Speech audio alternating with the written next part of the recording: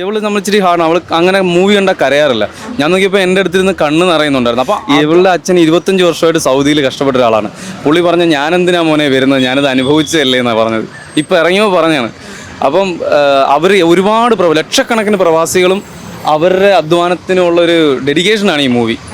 അപ്പം പ്രവാസികൾക്ക് ഡെഡിക്കേഷനായിട്ടുള്ള മൂവീസൊക്കെ അങ്ങനെ കുറവാണ് വരാറുള്ളത്. പക്ഷേ എല്ലാവരും പറയുന്ന പോലെ നമ്മൾ ഇച്ചിരി, എനിക്കറിയില്ല ഓവറാണെന്ന്, പക്ഷേ പൃഥ്വിരാജിനൊരു ഓസ്കാർ ലെവലിലെ ഇത് കിട്ടണം. നമ്മൾ നാഷണൽ ലെവലിലും അല്ല പ്രതീക്ഷിക്കുന്നത്. അപ്പോൾ അത് അങ്ങനെ ആയിത്തീരട്ടെ എന്ന് ഞങ്ങൾ മനസ്സുകൊണ്ട് ആഗ്രഹിക്കുന്നു. നജീബ് എന്ന് പറയുന്നത് ഒരു മലയാളി അല്ലെങ്കിൽ ഒരു വ്യക്തി മാത്രമല്ല, ഒരു പ്രവാസികളുടെ പ്രതിനിധിയാണ്. അല്ലല്ല, ഫുള്ള് മലയാളികളുടെ, പ്രത്യേകിച്ച് മലയാളികളുടെ അല്ലെങ്കിൽ പ്രവാസ ജീവിതം ഏത് ലാംഗ്വേജ് ആയിക്കോട്ടെ, അതിന് ആഫ്രിക്കയിലുള്ളൊരു പ്രവാസി ആയിക്കോട്ടെ എന്ന് പറഞ്ഞാൽ സൗദിയിൽ വന്ന് വർക്ക് ചെയ്യുന്ന, അല്ലെങ്കിൽ മറ്റൊരു UAE വന്ന് വർക്ക് ചെയ്യുന്ന, അല്ലെങ്കിൽ കേരളത്തിൽ നിന്നുള്ളതായിരിക്കട്ടെ, എല്ലാ വേൾഡിലെയും പ്രവാസികളുടെ ഒരു പ്രതിനിധിയായിട്ടാണ് അതും ആ ഒരു സമയത്ത് പുള്ളി അനുഭവിച്ചത്. അത് നമുക്ക് സത്യം പറഞ്ഞാൽ സ്വപ്നം പോലും കാണാൻ പറ്റാത്ത ഒരു അവസ്ഥയാണ് അയാൾ കടന്നുപോയത്. അപ്പോൾ ആ വ്യക്തി ഇപ്പോഴും ഉണ്ടത് അതിൽ നമുക്ക് ഭയങ്കര അതിശയമാണ്. അതുപോലെ അതിനകത്ത് ബെന്യാമിൻ എഴുതി വെച്ചൊരു വരിയുണ്ട്, നമ്മൾ കാണാത്ത അല്ലെങ്കിൽ നമ്മൾ കേൾക്കാത്ത കഥകൾ നമുക്ക് വെറും കെട്ടുകഥകളാണ്. അതിൻ്റെ ദൃശ്യവിസ്മയം സ്റ്റില്ലൊക്കെ ഉണ്ടല്ലോ, ചില കിളികൾ പറന്നു പോകുന്ന കൂട്ടമായിട്ടൊക്കെ, അതൊക്കെ കാണുമ്പോൾ നമുക്കിങ്ങനെ രോമാഞ്ചം വരും. അത് സത്യം പറഞ്ഞാൽ അത് നമ്മൾ പ്രതീക്ഷിക്കുന്നുണ്ട് അത് എങ്ങനെയാണ്. അതുപോലെ അദ്ദേഹം പറഞ്ഞിട്ടുണ്ട്, പുസ്തകത്തിലില്ലാത്ത പല കാര്യങ്ങളും ഞാൻ ഇതിനകത്ത് ചിത്രീകരിച്ചിട്ടുണ്ടെന്ന്. ഓരോ സീൻസും നമ്മൾ ആ ഒരു ക്യാൻവാസിൽ, ഇപ്പോൾ ഞാൻ എന്തായാലും അമ്മയും കൂടെ കൊണ്ടുവരും. അപ്പോൾ പല വട്ടമായിട്ട് പലരുടെയും കൂടെ വന്നിട്ട് ഇത് ഓരോ സീൻസും ആസ്വദിക്കണമെന്ന് ഞാൻ ആഗ്രഹിക്കുന്നു. അതുകൊണ്ട് തന്നെ ഇത് മലയാളത്തിലൊരു ചരിത്രം തന്നെ ആവണമെന്ന് ഞാൻ ആഗ്രഹിക്കുന്നു. സ്റ്റോറി ഓൾറെഡി വായിച്ചു കഴിഞ്ഞു, എങ്ങനെ തോന്നുന്നു? അതിപ്പം ഒരു പിക്ടോറിയൽ റെപ്രസെൻറ്റേഷൻ ആണല്ലോ, വിഷ്വൽ ട്രീറ്റ് ആണല്ലോ, എന്ത് നമ്മൾ കണ്ണുകൊണ്ട് കാണുമ്പോഴത് കൂടുതൽ എഫക്റ്റീവ് ആവുന്നത്. അപ്പോൾ എന്തായാലും ഫസ്റ്റ് ഷോ കഥ അറിഞ്ഞുകൊണ്ട് ഒരു സിനിമ കാണാൻ വരുന്നു, അതെന്തായാലും ഒരു നല്ലൊരിതാണ്. അല്ല, നമ്മൾ മഞ്ഞുമൽ ബോയ്സിലായാലും കഥ നമുക്കറിയാം, അതൊരു സർവൈവൽ സ്റ്റോറിയാണ്. പക്ഷേ അത് എങ്ങനെ അവർ നമ്മൾ മേക്ക് ചെയ്ത് കാണിക്കുന്നു, നോവൽ വായിച്ചപ്പോൾ എക്സ്പെക്ടേഷൻ ഉണ്ട്, പിന്നെ എത്ര ഡെഡിക്കേഷൻ ഉണ്ട്, അതെല്ലാം കൊണ്ടാണ് ഭയങ്കരമായിട്ട് കാത്തിരിക്കായിരുന്നു. ഒരു ഓസ്കാർ ലെവൽ ഓഫ് ആക്ടിങ് പൃഥ്വിയുടെ കയ്യിൽ നിന്ന് പ്രതീക്ഷിക്കാമോ? അങ്ങനൊന്നും പ്രതീക്ഷിക്കുന്നില്ല, പക്ഷെ കാണണമെന്നുണ്ട്, നല്ലൊരു അഭിനയം കാണുമെന്ന് നമുക്കറിയാം.